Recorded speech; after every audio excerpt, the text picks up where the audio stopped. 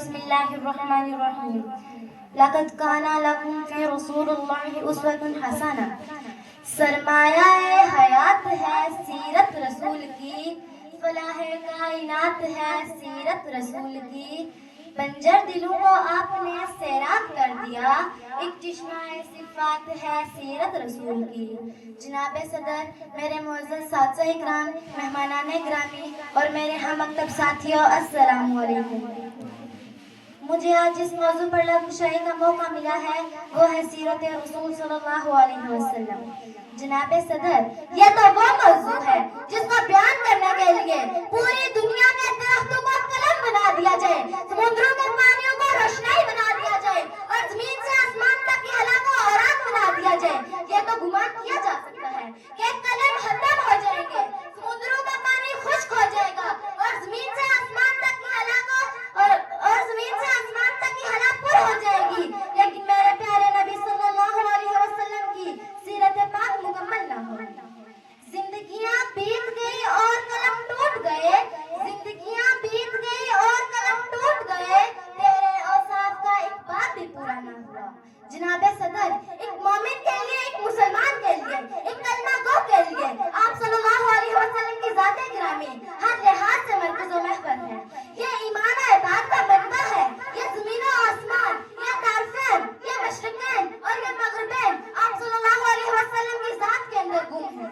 اس عقیدت کی آن رنگ و بو میں، لالا و گل میں، مہکتے ہوئے چمن میں، کلیوں کی مہک میں، بلبل کی چہک میں اور ہوروں کی لہروں میں آپ صلی اللہ علیہ وسلم کے جلوے دیتے ہیں.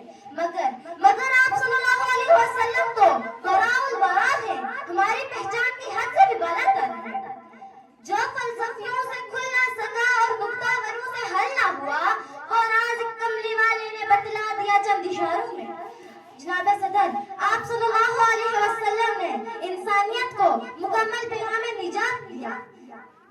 جناب صدر، آج کا یہ ترقی یافتہ دور ایٹم اور منطق کا دور ہے. ہٹ کی پرواز ہے، چاند پر کمانیں ڈال دی گئی، سائنس نے مریخ کو مسخر کرنے کا دعویٰ کیا ہے. لیکن صرف غیر آئے آج سے 1500 سال پیچھے چلتے ہیں، جب آج کا سیارہ نہ تھا، آج کا پیارا نہ تھا، ایٹم کی ہمانگی نہ تھی، مشینوں کی کٹمٹ کا کہیں دور دور تک نشان نہ تھا، ریڈیو موبائل کا تصور بھی نہ تھا.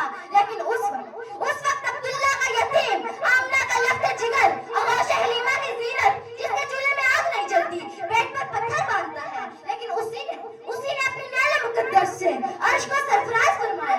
نفرت کی اڑانیں مات پڑ گئی، جبریل کی پرواز تھک گئی، لیکن اسے تو عرش بھی قابل احترام سمجھتا ہے.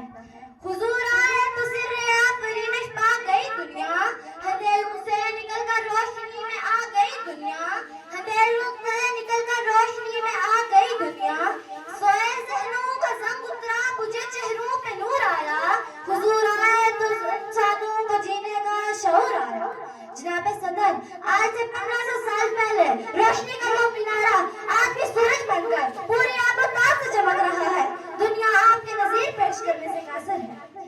تاریخ اگر ڈھونڈے گی ثانی محمد، تاریخ اگر ڈھونڈے گی ثانی محمد، ثانی تو بڑی چیز ہے، ضائع نہ ہوگا. جناب صدر، جس کی شان میں قرآن یعنی کلام اللہ